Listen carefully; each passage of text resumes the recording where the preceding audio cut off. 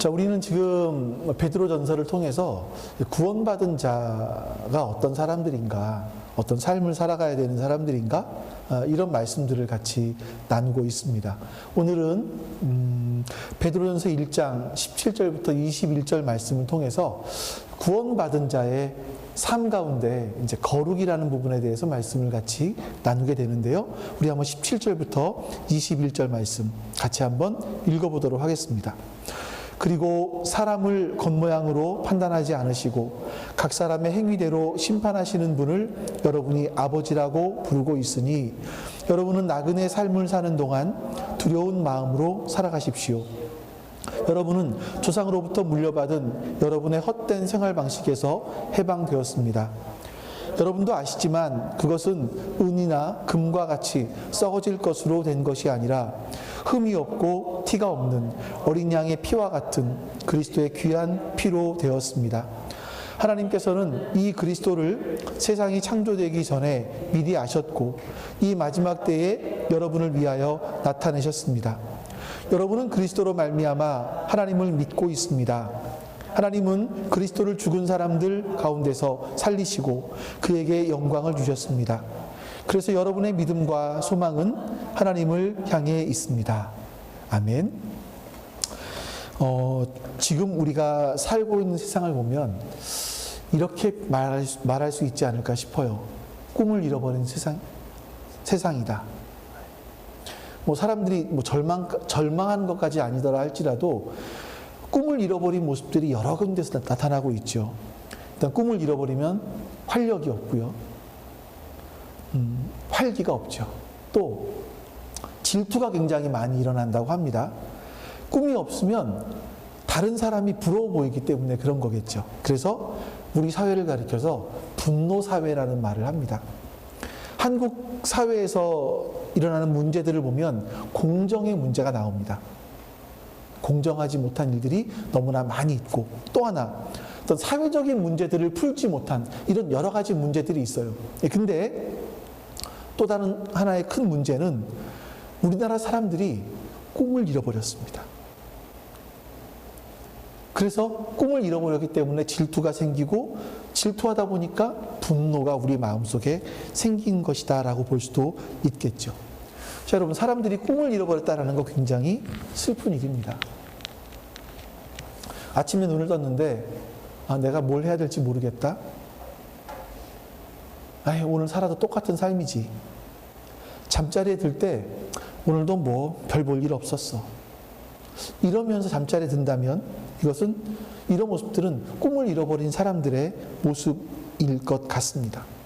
꿈을 잃어버리고 살면 이런 삶의 모습들을 피할 수가 없지 않을까요? 그런데 우리가 읽고 있는 이 베드로 사도가 전한 말씀을 보면 우리는 이 세상 사람들과 다른 종류의 삶을 살아가게 된다. 살아갈 수밖에 없다. 이 세상 사람들과 다른 삶을 살아갈 수밖에 없다라고 말씀해요.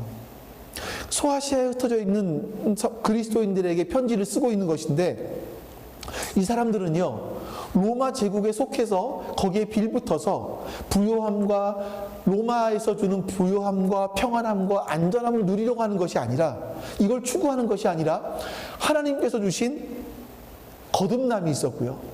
이 거듭난 사람들에게 주신 5가지 선물이 있었습니다. 종합 선물 세트죠. 이것을 받은 사람들이라는 거예요. 이걸 받았기 때문에 우리는 새로운 꿈을 꾸기 시작하는 겁니다. 이 5가지가 이렇게 말씀드렸죠. 한 가지는 하나님께서 주신 산 소망이 있었고요. 또 하늘에 준비된 유산이 있었습니다. 이 꿈에 대한 부분들이죠. 소망에 대한 부분들. 또 이것이 있다면 이 밑에 이 땅을 살아가는 동안에 하나님이 주신 것들이 있었어요.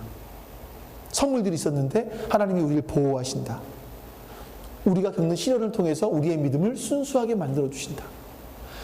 세상에 사는 사람들은 우리의 믿음이 순수해지기 위해 살아가는 걸 보면서 뭘 저렇게까지 살아? 라고 할 수 있지만 하나님은 우리의 삶을 인정해 주신다. 이게 5가지 선물이었습니다. 이런 5가지 하나님이 주신 선물들을 우리의 마음속에 품고 이 진리의 말씀들을 마음속에 품고 있으면 이제 그 다음에 제가 아까 말씀 실수했는데 그 다음에 우리 안에 이 말씀대로 살고 싶어라는 소망이 생깁니다. 꿈이 생기죠. 그 소망과 그리고 하나님을 닮아가고 싶은 또 하나의 소망이 생기는데 그것이 거룩이라고 말씀을 드렸습니다. 우리는 하나님의 진리의 말씀에 기초한 새로운 꿈이 생기고요. 또 그 꿈과 함께 하나님을 닮고 싶어하는 거룩을 추구하는 그러한 삶의 방식이 우리 안에 생긴다라는 겁니다. 새로운 삶의 방식이 우리 가운데 만들어지죠.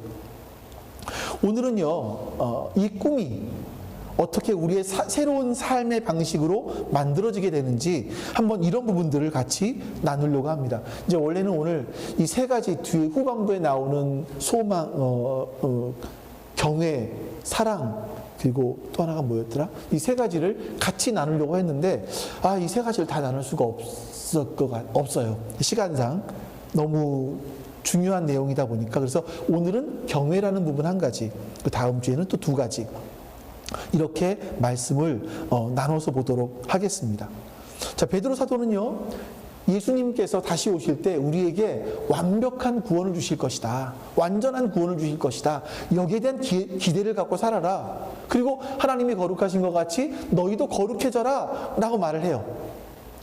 자, 이제 이런 꿈을 갖게 되었을 때, 우리가 그렇게 되고자 하는 꿈을 갖게 되었을 때 우리가 새로운 정체성을 갖게 된다, 새로운 삶의 관점들을 갖게 된다라고 말하고 있어요.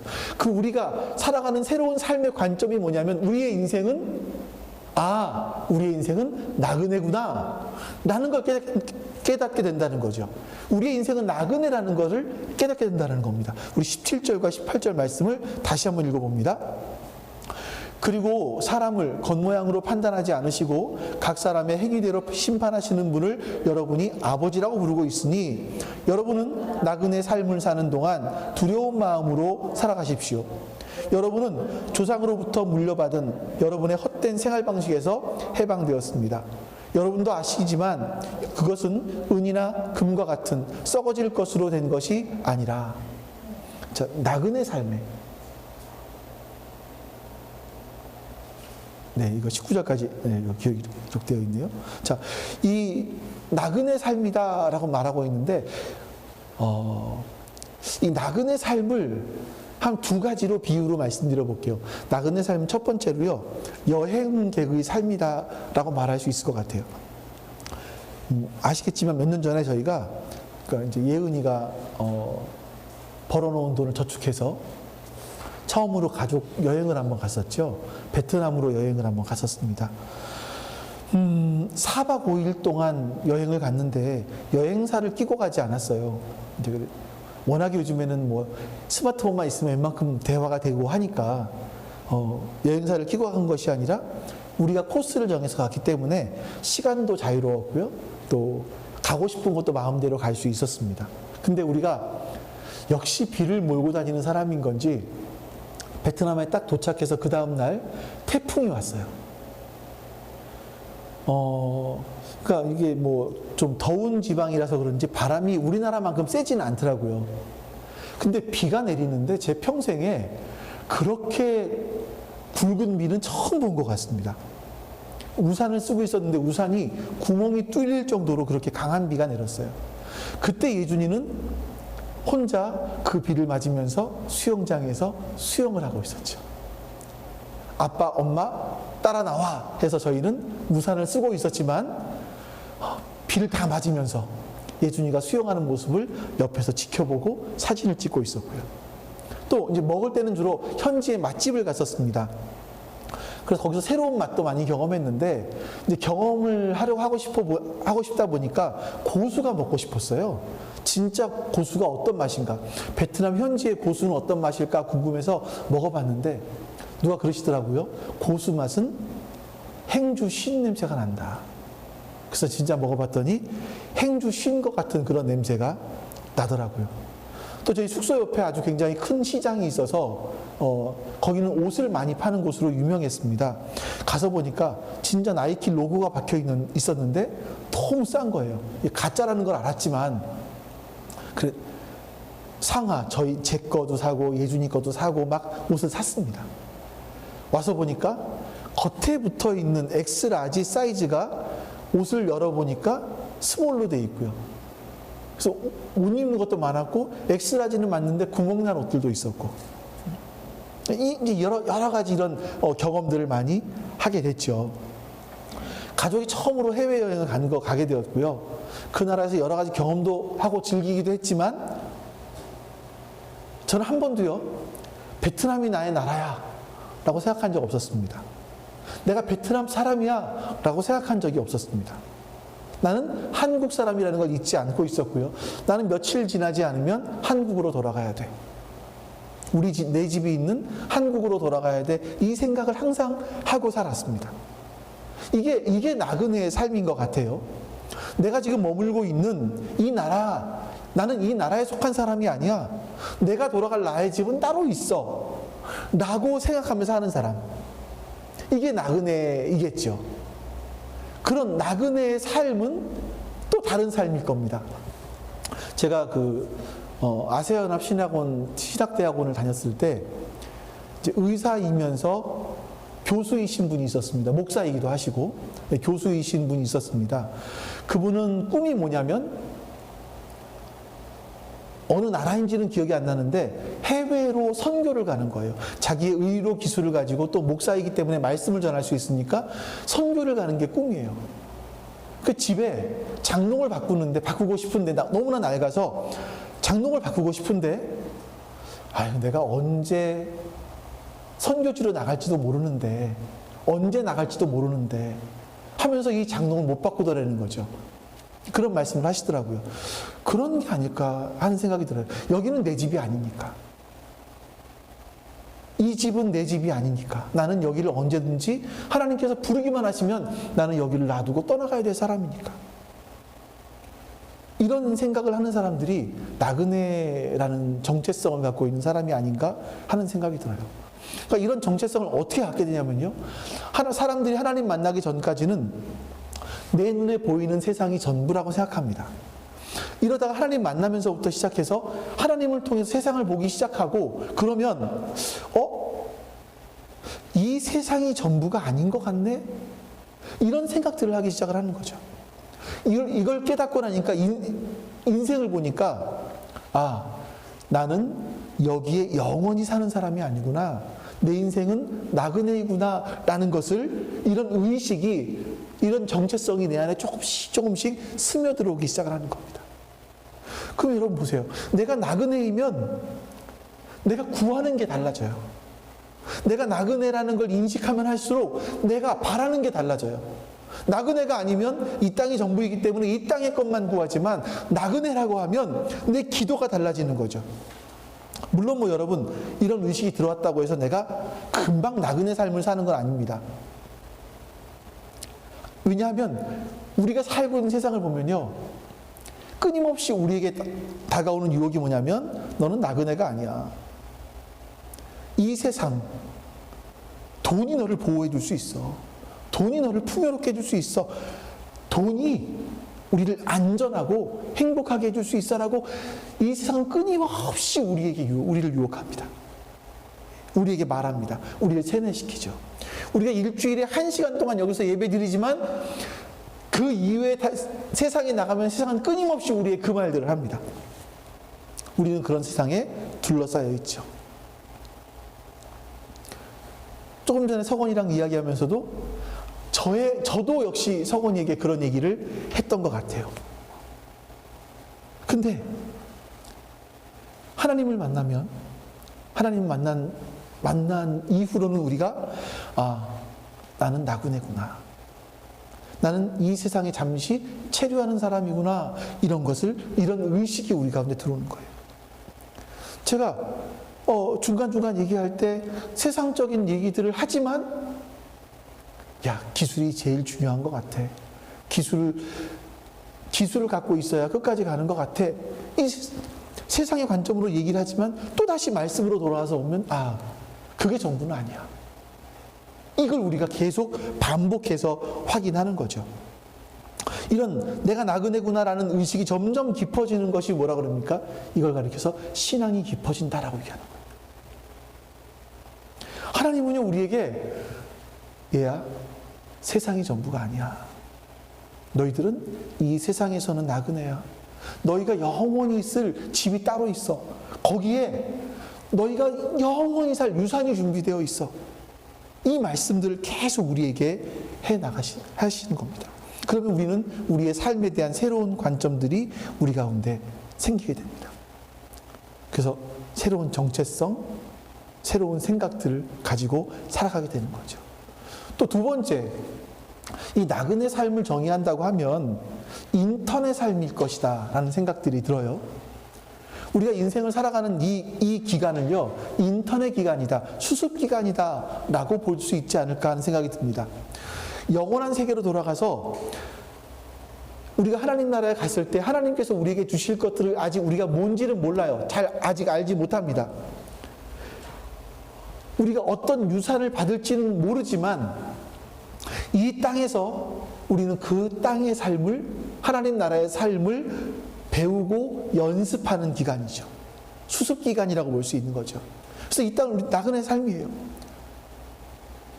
이 기간을 통해서 우리는 수습을 끝내고 이 땅에서의 우리의 호흡이 끝났을 때 우리는 정직원이 되는 겁니다.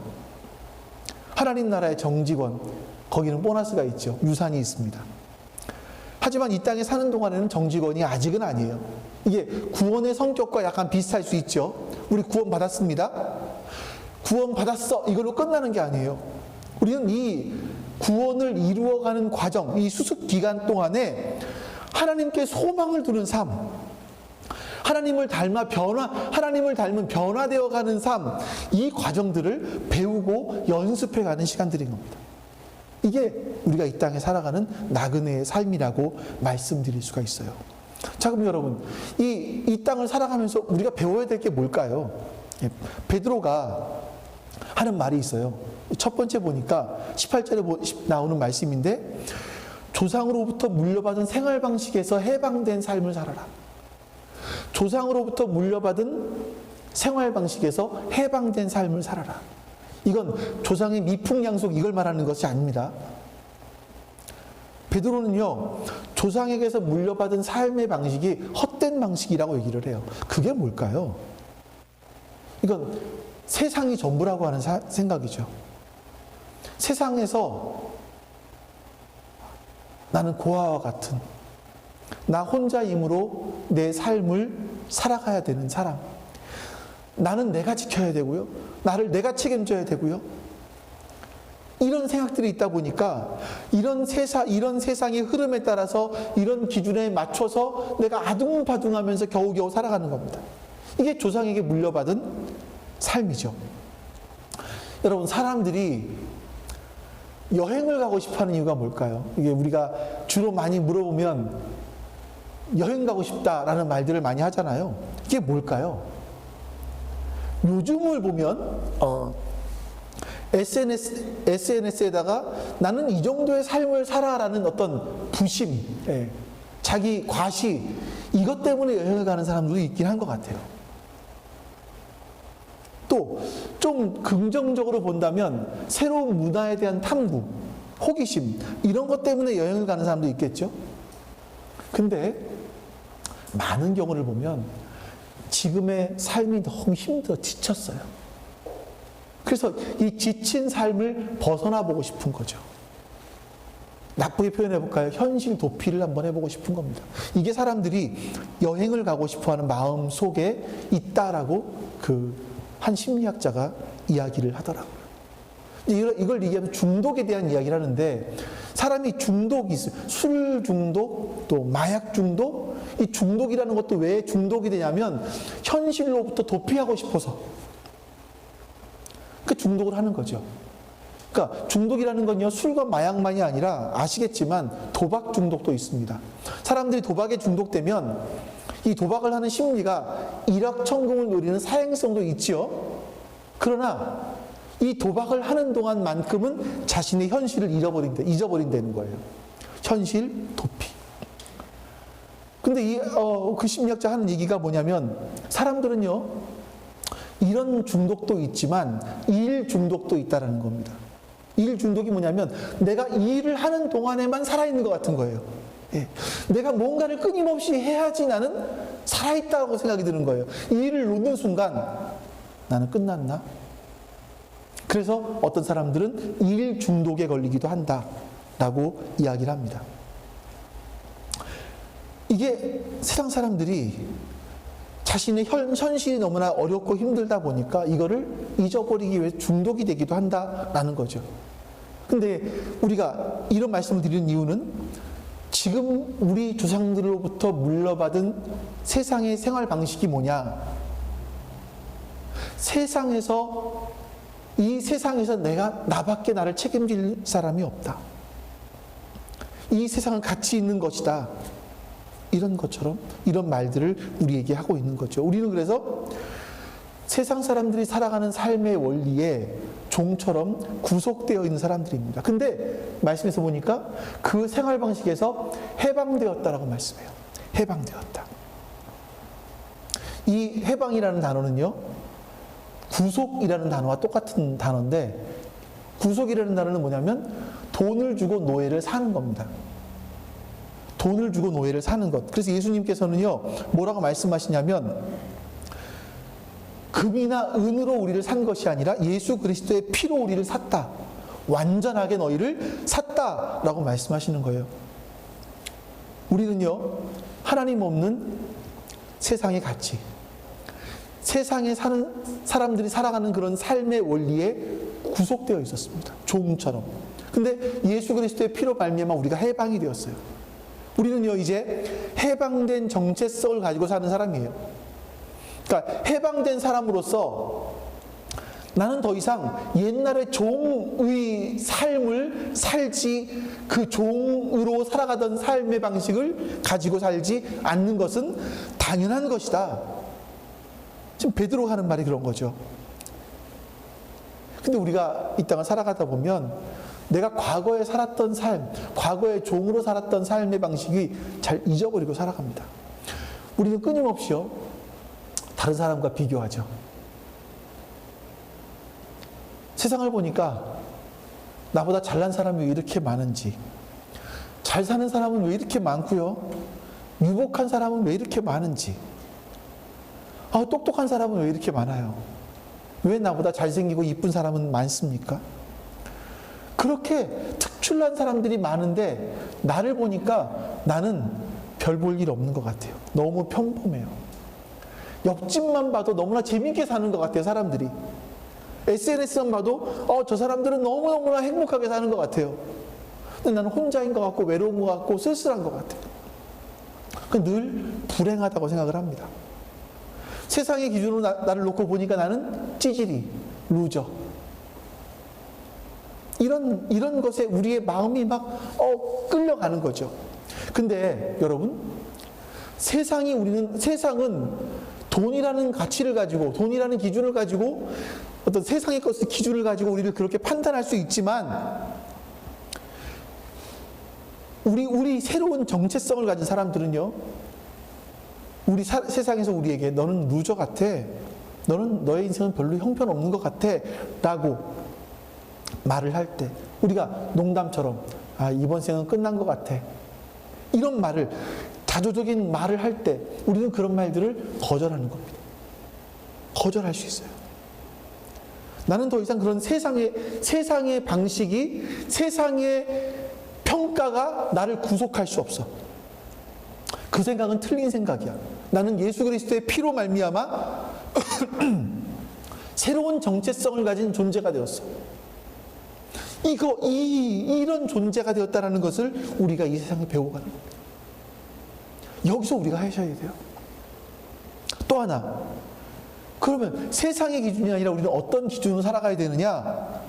하나님이 우리의 기준이 되었습니다. 우리는 하나님을 기준으로 살아가는 사람들이에요. 17, 18절에 보시면 베드로가 이렇게 말합니다. 하나님은 어떤 분이시냐? 하나님은 겉모양으로 판단하지 않으신다. 각 사람의 행위대로 심판하시는 분이다. 라고 베드로가 말을 하죠.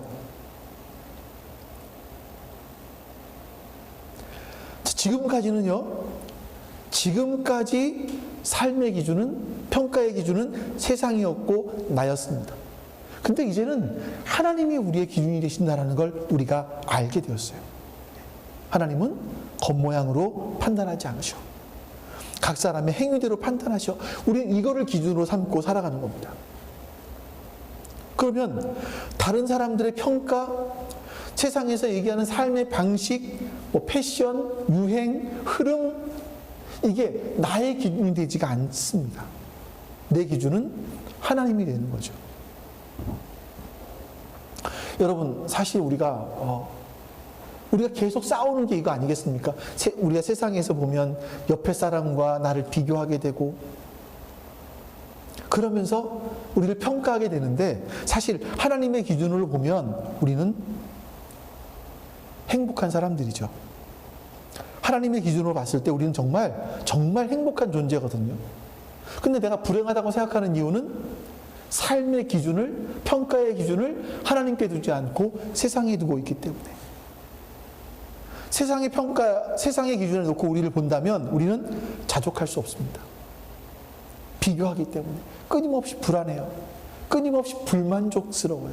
끊임없이 불행한 삶을 나는 불행하다라는 생각을 할 수밖에 없는 거죠. 근데 하나님의 기준을 놓고 보면 우리는 달라지는 겁니다. 하나님이 나를 어떻게 평가하실까?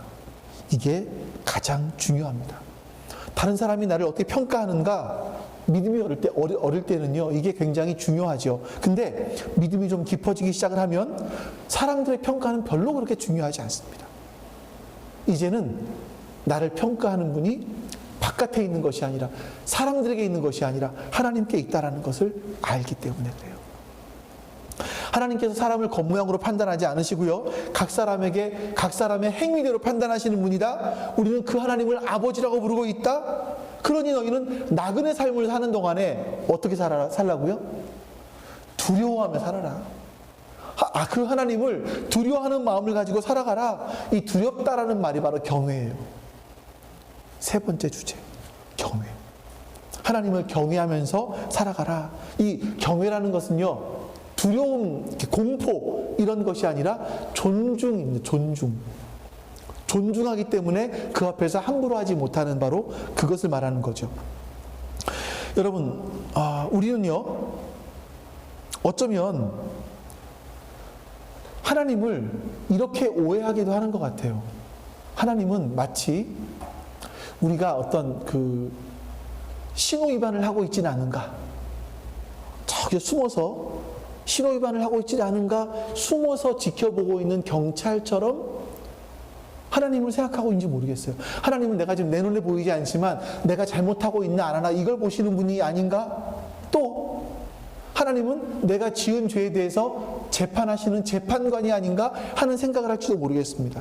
근데 베드로는 뭐라고 말하냐면요, 하나님은 우리의 아버지시라고 말을 하고 있어요. 하나님은 우리의 아버지세요.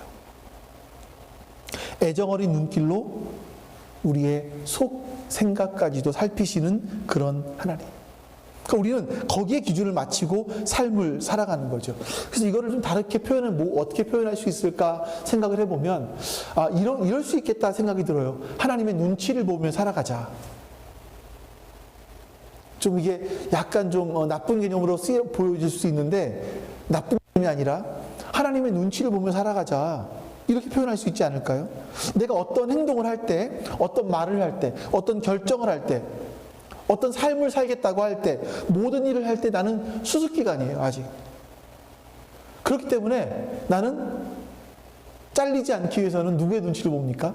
하나님의 눈치를 보는 거죠. 잘린다라는 것이 구원이 없어진다, 이런 말을 하는 것은 아니고요. 그러니까 우리가 오늘날 보면 하나님 눈치를 너무나 안 봐요. 다시 말하면 하나님을 너무나 경외하지 않고 살아갑니다. 하나님 눈치를 보지 않고요, 말도 함부로 하고요, 행동도 함부로 하고요, 취하지 말아야 될 것도 취하고요. 왜 그러냐면 지금 내가 수습기간이구나, 나는 인턴이구나 라는 것을 잊어버리고 있기 때문에 그런 것 같습니다.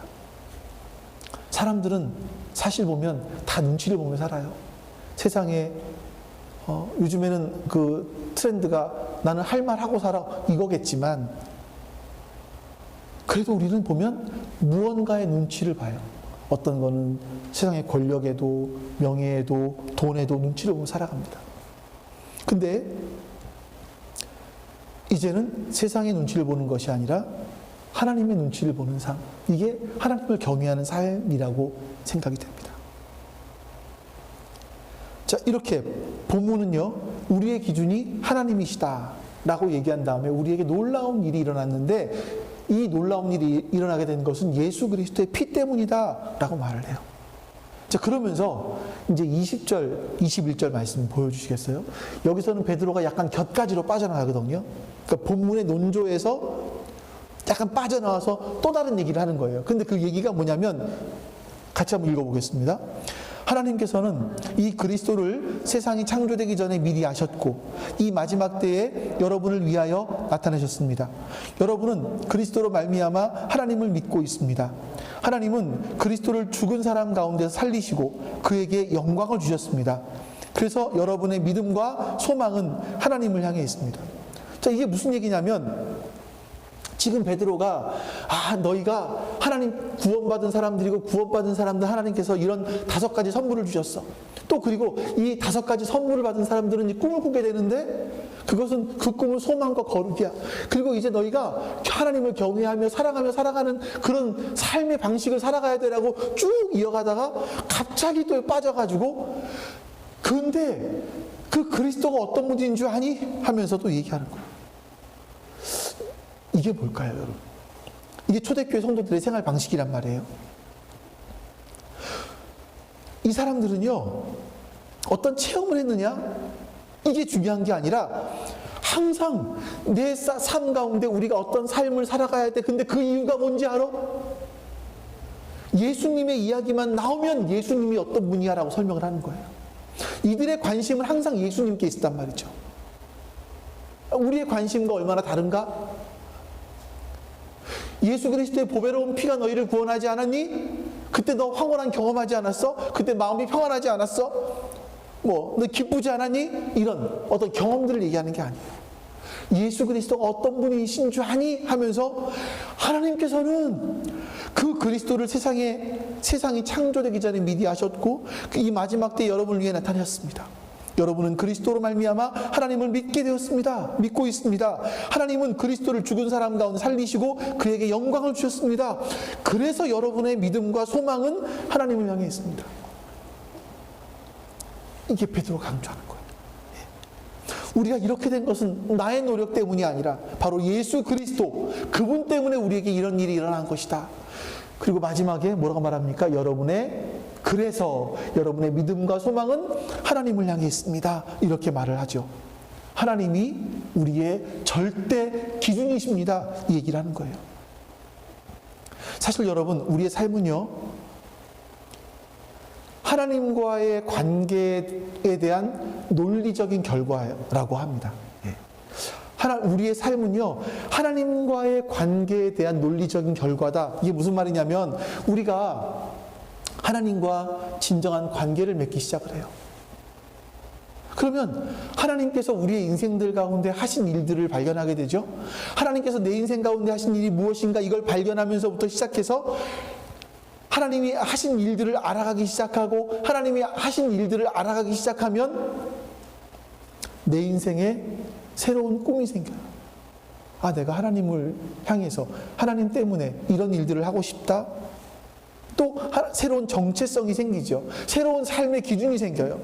새로운 삶의 관점들이 생기기 시작을 하는 겁니다. 이러면 사람들이 변하는 겁니다.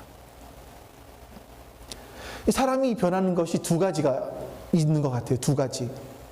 첫 번째는 심리학적으로 봤을 때는 우리의 무의식에 있는 상처들이 있죠.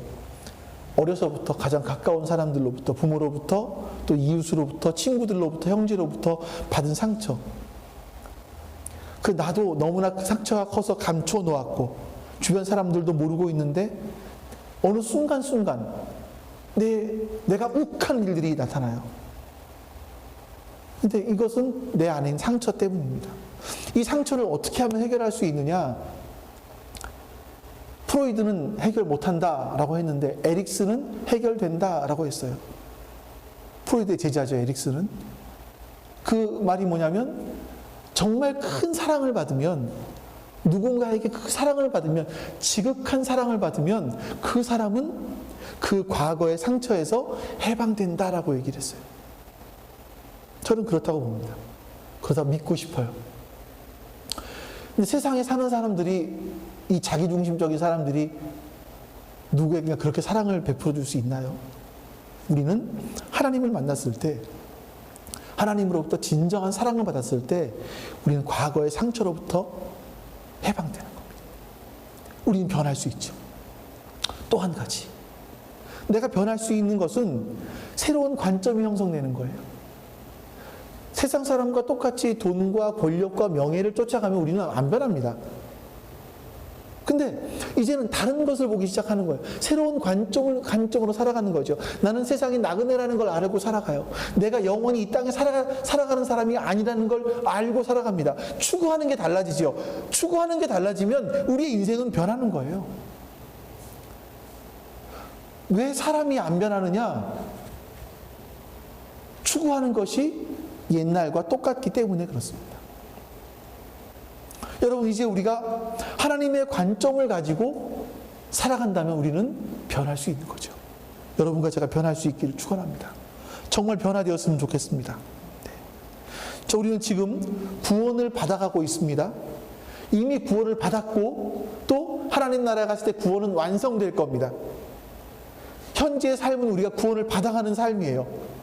이 구원을 받아가는 삶 가운데 우리가 해야 될 중요한 3가지가 있었습니다. 5가지인데 지금 3가지까지 봤죠. 첫 번째는 소망이었고요. 2번째는 거룩입니다. 그리고 앞에 5가지 그 하나님이 주신 선물에 대한 진리를 가진 사람들은 꿈을 꾸게 되는 거죠. 하나님 나라를 꿈꾸게 되고요. 거기에 걸맞는 거룩한 삶을, 하나님 닮은 삶을 살고 싶은 그런 꿈을 꾸게 됩니다. 이게 소망과 거룩이에요. 그러니까 이렇게 되면, 이런 꿈을 꾸게 되면 내 삶이 바뀌죠. 새로운 방식이 나타납니다. 첫 번째가 하나님을 경외하는 삶을 살게 되는 겁니다. 그리고 사랑을 하고 싶어지고 또 우리가 성장하고 싶어집니다. 여러분, 우리는 이 땅에서 우리가 받은 구원을 가지고 우리의 삶의 영역에서 살아가고 싶어요. 살아가야 돼요. 우리 일상의 삶에서 이 하나님을 닮은 삶을 살아가야 되는 겁니다. 예배 드릴 때만 하나님을 소망하고 거룩해지는 것이 아니라, 하나님을 경외하는 것이 아니라 매일매일의 삶의 순간에서, 직장과 일터에서, 가정에서 하나님을 닮은 삶을 보여줘야 되는 겁니다. 지난 목요일 날 이제 그 성경 공부를 하는 청년과 함께 말씀을 공부하는데 마지막에 저한테 이런 질문을 해요. 목사님, 제가 짧은 며칠 동안, 이제 7주 동안 공부를 하는 거거든요. 이거 공부해서 하나님이 어떤 분이신지 이해해서 알 수 있을까요? 라는 이런 질문을 해요. 하나님은 이해할 수 있는 분은 아니죠. 그래서 제가 하나님은 이해할 수 있는 분은 아니다. 요한복음을 읽어보면, 요한복음에 보면 예수님이 어떤 분이신지 잘 알 수 있는데, 예수님께서 말씀하시기를 나를 본 자가, 예수님을 본 자가 하나님을 본 자다라고 말했다. 그러니까 네가 예수님을 더 알아가면 된다 라고 말을 했어요. 근데 잘 생각해 보세요. 하나님께서 살아계시고 하나님이 어떤 분이신지를 보여줄 수 있는 가장 좋은 방법은 뭘까요? 나의 삶입니다. 여러분의 삶이에요. 우리가 새로운 가치관을 가지고 세상에서 살아갈 때 사람들은 우리를 통해서 하나님을 보기 시작하는 거예요. 로마 시대의 그 돌림병으로 말미암아 그 당시 팬데믹이 왔을 때 가족들도 이 병이 전염병에 걸린 사람들을 내다버렸고요. 도시 곳곳에는 죽어가는 또는 죽은 사람들의 시체로 가득 쌓여 있었습니다. 다 도망갔을 때 그리스도인들만 그 안에 들어가서 그들을 돌보아 주었고 그들의 시신을 매장해 줬습니다. 어떻게 가능했을까요? 새로운 정체성을 갖고 있기 때문이에요. 그들은 이 땅이 전부가 아니라고 생각했기 때문에 나는 하나님 나라에 대한 소망이 있었고 나는 죽어도 하나님 나라 갈 수 있다는 소망이 있었기 때문에 그런 삶을 살았죠. 그래서 로마가 기독교 국가가 되지 않았습니까? 로마가 기독교를 국교로 받아들이게 된 이유가 거기에 있지 않았겠습니까? 여러분 기억하시기 바랍니다. 우리는 지금 구원을 받아가고 있는 사람이에요. 구원받은 사람이지만 구원을 받아가고 있는 사람들이에요. 그렇기 때문에 이 집은 여기는 내 집이 아니라는 생각, 그리고 내가 하나님 나라에 가기 위해서 갖춰야 될 것을 준비하는 것이 이 땅의 삶이구나. 내가 이 땅에 준비해야 될 것들이 여전히 남아있구나 라는 것을 기억하셔야 됩니다. 그리고 바로 그런 삶은 하나님이 주신, 우리에게 주신 놀라운 복이라는 것을 여러분 잊으시면 안 됩니다. 우리 세 가지 봤습니다. 소망, 거룩, 경외. 이 세 가지를 여러분들 우리의 마음속에 새기시고 하나님을 소망하시고 하나님 닮은 거룩한 삶을 살아가시고 또 하나님 때문에 하나님이 이유가 되어서 살아가는, 하나님을 경외하는 그런 삶이 우리 가운데 있기를 주님의 이름으로 축원합니다. 하나님, 우리가 이 땅을 살아가며 지금까지 누려왔던 것들, 또 내가 이 땅을 살아가면서 지나왔던 모든 순간들, 때로는 어렵기도 했었고 때로는 기쁘기도 했던 그 모든 순간들이 하나님께서 나를 만들어 가시기 위한, 나를 순금과도 같은 그런 믿음의 사람으로, 순수한 믿음의 사람으로 만들어 가시기 위한 하나님의 손길이었음을 기억하며 감사하게 해 주시옵소서. 하나님뿐만 아니라 내가 이 땅을 살아가면서 내가 해야 될 것들이 하나님을 경외하는 삶을 살아감으로 말미암아 세상에 하나님이 살아계신 것을 보여주는 사람임을 잊지 않게 해주시옵소서. 그게 그리스도인의 정체성임을 잊지 않게 도와주시옵소서.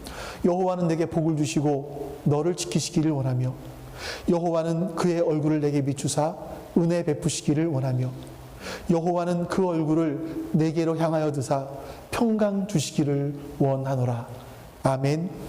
이제는 우리를 사랑해서 우리에게 생명을 주시기 위해 이 땅에 오신 예수 그리스도의 은혜와 아픈 마음이지만 우리를 구원하시기 위해서 그 아들을 이 땅에 보내신 아버지 하나님의 사랑하심과 또 그 사랑을 깨닫게 해주시는 성령님의 도우심, 교통하심이 지금 주 앞에 머리 숙여 예배하는 모든 하나님 백성들 머리 위에 지금부터 영원토록 함께 하시기를 간절히 축원하옵나이다.